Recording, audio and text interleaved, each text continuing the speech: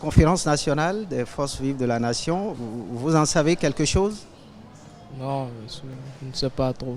Non. Et comment dit-on? Non. La conférence nationale des forces vives de février 1990. Ces collégiens béninois n'en savent rien. Sans vous mentir, moi je ne le connais pas.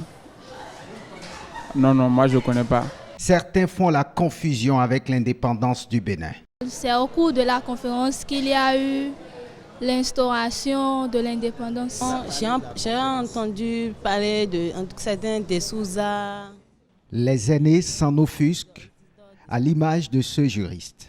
Moi, je ne conçois pas qu'aujourd'hui, un élève en classe de CM2 sorte de l'école primaire sans savoir ce que c'est la conférence nationale.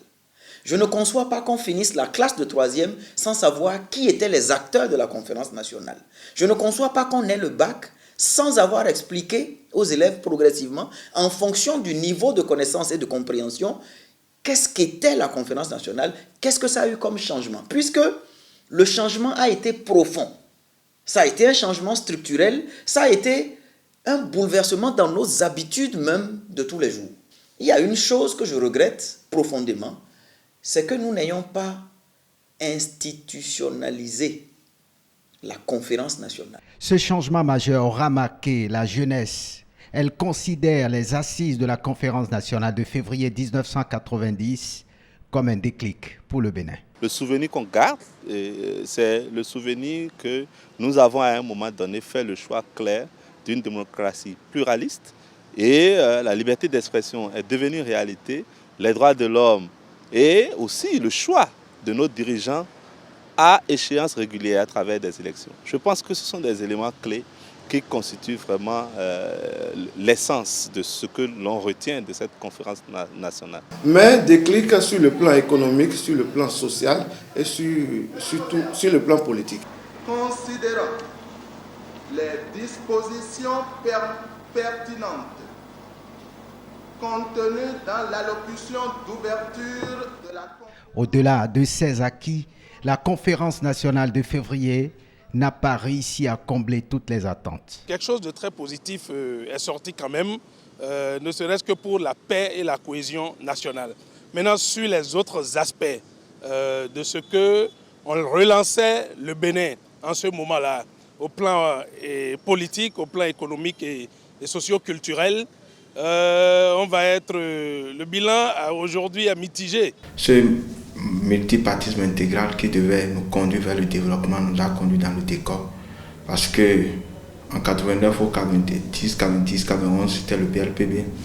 Après 90, 91, on a mis en place le multipartisme intégral. Mais en réalité, c'est devenu un système de clans. Dans la vie,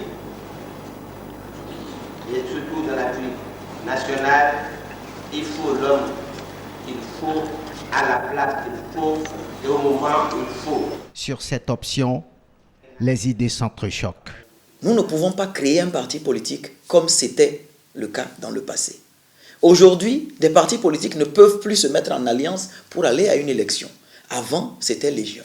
Lorsque les aînés ont lancé le multipartisme intégral donc par cette entremise du renouveau démocratique, c'est allé dans l'hyperfragmentation politique, au point que toutes les familles avaient fini par avoir leur parti politique dans le pays, tous les villages. Est-ce que, et des partis régionaux, voire ethniques, pour ne pas exagérer, est-ce que le rêve politique tracé ou lancé en 90 a prospéré? On peut dire que non. Aujourd'hui, des efforts se font dans ce sens-là pour que nous nous retrouvions. Se retrouver dans le modèle politique qui découle des assises de la conférence nationale que certains trouvent convenable au contexte béninois. Ne serait-ce que les 30 dernières années, ce modèle politique nous a permis, vaille que vaille, de rester unis, de changer régulièrement nos dirigeants par la voie des élections. Même s'il y a des éléments sur lesquels il faut se pencher avec courage pour pouvoir en améliorer beaucoup plus les aspects. Donc, je ne peux pas dire que le modèle politique que nous avons est mauvais, mais je peux dire qu'à l'aune des difficultés, à l'aune de l'exercice de la démocratie, on peut se rendre compte qu'il y a des insuffisances. il reste que des institutions fortes avec des hommes forts. Quand moi je parle d'hommes forts, je ne parle pas d'hommes puissants, je parle de citoyens bien racés, bien éduqués, bien élevés, qui sait que le pays n'est pas une propriété et tout. Et donc, on a besoin que ces institutions émergent et qu'elles soient portées par des hommes suffisamment responsables. Je ne cherche pas une promotion pour une promotion. Je veux servir mon pays. Des hommes bien imprégnés de l'histoire de leur pays qui savent surtout que la conférence nationale de février 1990 a marqué ce tournant décisif dans la marche du Bénin vers la démocratie.